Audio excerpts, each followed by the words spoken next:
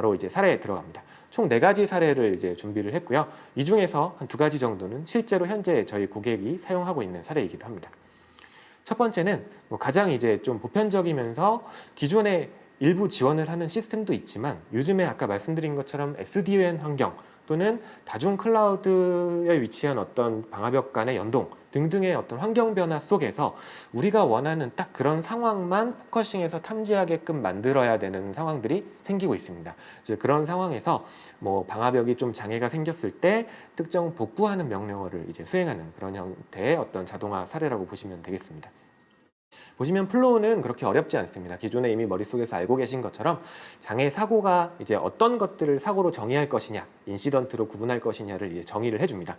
대표적인 게 터널이 다운되거나 특정 인터페이스가 다운되거나 포트나 어떤 이런 HA 구성에서 플래핑 증상이 발생한다거나 이런 사고가 일어났을 때 이제 심에서 상관관계 룰을 통해서 이제 인시던트로서 탐지를 해낼 수가 있습니다. 그 다음에 장비의 로그를 수집하는데 장비가 이제 장애 상황이 되면 실제로 장비의 로그인이 어렵거나 하는 경우가 생길 수 있죠. 그리고 또는 우리가 사람이 직접 붙어서 TCP 덤프 명령어를 친 다음에 10초 동안 모니터링을 해야 되는 상황이 필요한 경우도 있고요.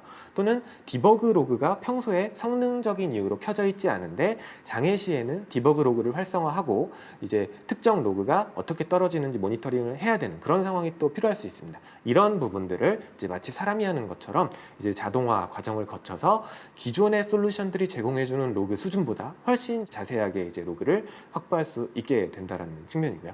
그 다음에 이제 로그 수집이 끝난 다음에는 실제로 복구하는 그런 명령어를 이제 수행을 합니다. 이때도 사람이 입력하거나 기존 솔루션의 기능을 활용하는 것이 아니라 실제로 로그 수집이 상세하게 끝낸 다음에 이제 포티심이나 포티소아의 자동화 기능을 통해서 이제 명령어 전달을 한다라고 보시면 되고요. 마지막으로는 이제 이런 장애를 인지하기 위해서 여러 가지 채널로 이제 담당자한테 취합하여 결과를 보고해주는 기능을 이제 얘기하고 있습니다. 그래서 이렇게 짧은 4가지 정도 스텝을 가지는 플로우인데요. 어떻게 기능적으로 구현되는지 좀 빠르게 살펴보겠습니다. 저희가 주어진 시간이 많지 않기 때문에 오늘 좀 빠르게 말씀을 드리고 조금 더 궁금하신 부분이 있으면 이후에라도 언제든지 연락 부탁드리겠습니다. 그래서 첫 번째 사례 보시면 저희가 좌측에 보시면 포티심이 여러 가지 제조사 룰셋을 제공을 하고 있습니다. 한 800여 가지 정도 되는 사전에 제공되는 룰셋도 있고요. 말씀드린 것처럼 여러 가지 사례를 사람이 직접 규정해서 룰을 만들어서 특정 원하는 이벤트만 탐지를 해낼 수가 있습니다. 오른쪽에 보시면 조건을 주는 것이 상당히 간편합니다. 어떤 조건을 탐지할 거냐, IP가 뭐이면 또는 어떤 이벤트 워드가 그 로그에 포함이 되어 있으면 또는 포트가 장애가 났으면 이런 조건들을 다 주실 수 있고요. 그 다음에 이 이벤트가 몇 건이 발생되면 몇 분 이내에 몇 건이 발생되면 이런 식의 약간 시계열에 대한 룰도 정의를 해주실 수가 있습니다. 그래서 가장 차별화되는 어떤 포인트가 기존 솔루션들은 약간 단편적으로 특정 로그 하나에 대한 어떤 얼러팅, 특정 로그 하나에 대한 어떤 대응 액션, 자동화 액션 이 정도 수준이라고 하면 지금 보시는 룰셋처럼 실제로 사람이 원하는 형태의 복합적인 어떤 룰을 상관관계 룰이라고 합니다. 이런 것들을 통해서 원하는 형태로 아주 상세한 조건으로 그 상황 자체를 인지를 해낼 수가 있게 됩니다.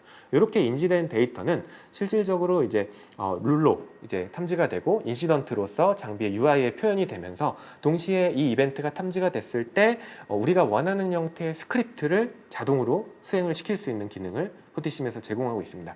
예를 들어서 이제 로그를 수집하는 스크립트죠. 아까 말씀드린 것처럼 저 특정 포트가 다운이 됐다. 또는 특정 터널이 다운이 됐다라고 하는 순간에 장비의 포티심이 스크립트를 통해서 로그인을 합니다. 로그인을 하고 나서 TCP 덤프를 10초 동안 뜨고 이제 디버깅 레벨을 조정을 한 다음에 디버그 레벨을 수집을 하고 이런 과정들을 이제 스크립트를 통해서 자동화해서 수행이 가능합니다. 그리고 나서 마찬가지로 같은 방식으로 페이로버 명령어나 이런 것들을 전달을 해서 실질적으로 이제 이중화를 이제 액티브 스탠바이를 전환하는 그런 형태로도 동작이 가능하겠습니다.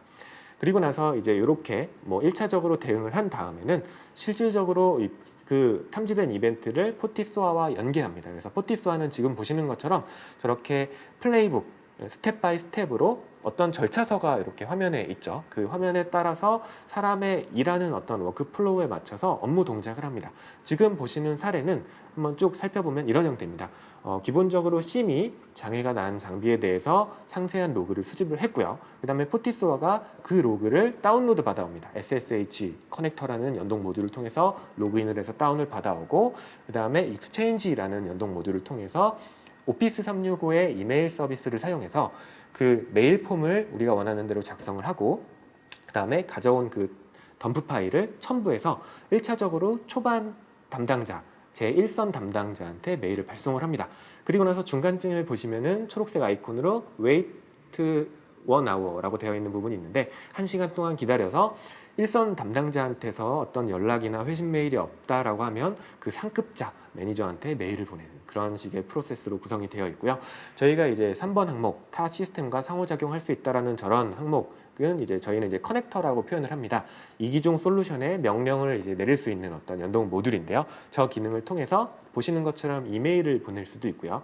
또는 뭐 SMS 서비스와 연동해서 문자 알림을 보낼 수도 있습니다. 요즘에 이제 알림톡이라고 하는 카카오톡의 기능을 사용해서 카톡으로도 친숙하게 이런 경보 메시지를 받아볼 수도 있고, 요즘에 많이 이제 대기업에서도 사용하시는, 또는 금융권에서도 일부 이제 사용을 고려하고 계시는 이런 뭐 MS 팀즈나 뭐 슬랙이나 이런 식의 팀 협업 채널에서도 이제 채팅창에다가 글을 올리게끔 그렇게 이제 사용을 할 수도 있고, 이 모든 것은 이제 커넥터 그리고 API를 사용해서 동작합니다. 그래서 두 번째 사례는 앞에는 이제 장애나 이런 쪽이라고 하면은 뒤에도 약간 유사하긴 한데, 이쪽은 이제 성능이랑 특정 서비스에 대한 이상 감지입니다. 우리가 방화벽의 성능이 이제 초과하게 되면 실질적으로 사용량이 풀 차게 되는 순간 장애가 발생하는 경우가 많죠. 그 전에 이제 장애를 좀 빠르게 확인하기 위해서 이제 특정 임계치를 기반으로 해서 CPU나 메모리 사용량에 따라서 이제 탐지하고 자동으로 대응하는 절차가 있고요. 그 다음에 여기에 결부지어서 저희가 심에는 APM 기능이 포함되어 있습니다. 우리가 항상 그 서비스가, 특정 웹 서비스가 80 포트가 443 포트가 항상 떠 있어야 된다라는 서비스가 있는데, 운영팀에서도 사실은 업무를 보시다 보면 이제 그런 서비스 모니터링을 지속적으로 같이 하면 좋은 경우가 많이 있습니다.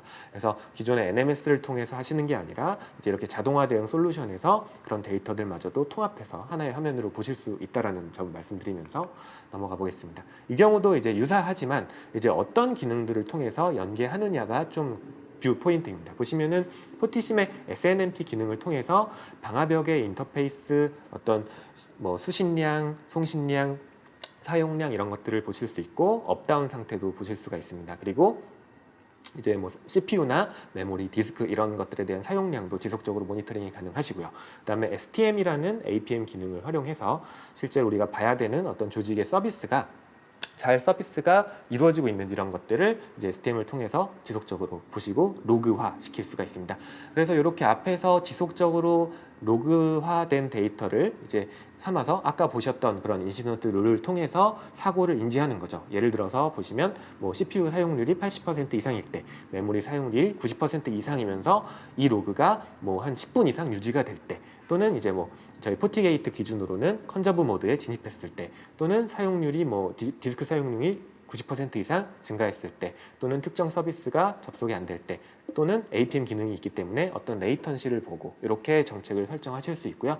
그 다음에 이런 뭔가 정책을 위배했기 때문에 탐지가 됐을 때는 역시나 아까처럼 오토메이션 기능을 활용해서 실제로 장비에서 필요한 로그들을 상세하게 수집을 해내고, 이 로그에 대해서 자동으로 보고를 하면서 동시에 1차적으로 뭐 노후된 서버이기 때문에 충분히 저런 증상이 있을 수 있다, 노후된 장비는 저럴 수 있다, 우리는 항상 저런 증상이 생기면 리부팅을 합니다 라는 어떤 상황일 때 자동으로 리부팅 해줄 수 있는 그런 역량까지도 가지고 있습니다. 그래서 보시면 이런 형태로 제공을 합니다. 왼쪽 상단의 그림을 보시면요, 실제로 SNMP 연동을 해놓은 저희 포티넷 코리아 오피스의 이제 심 대시보드 화면인데요. 보시면 이제 가용성, 성능, 보안성 세 가지의 측면에서 대시보드에서 표현을 해주고 있고요. 빨간 이제 체크박스를 쳐놓은 부분을 보시면 CPU나 메모리 뭐 이런 사용량에 대해서 보여주고 있고, 사용률이 좀 높은 경우에 빨간색으로 이제 보여주고 있습니다. 이 모든 데이터는 이제 로그로 이제 다 기록되기 때문에 저희가 룰로서 이제 탐지를 해낼 수 있게 되고요. 그다음에 2번 항목 좌측 하단을 보시면 포티심의 서비스 모니터링 화면이 있습니다. 저희가 보고자 하는 자산과 포트 서비스 정보를 정의를 해 놓으면 지속적으로 포티심이 마치 우리가 핑 체크를 하듯이 또는 그 이제 서비스의 상태에 대해서 접속해보고 리스폰스 코드가 정상적으로 떨어지는지 이런 것들을 볼 수가 있습니다. 이마저도 전부 다 로그로 남기 때문에 이런 로그들을 기반으로 해서 우측에 보시는 3번 상관관계 룰에서 우리가 원하는 조건으로 탐지를 해낼 수가 있게 됩니다. 그래서 이렇게 탐지가 되면 아까와 같은 프로세스로 적용이 가능하게 됩니다.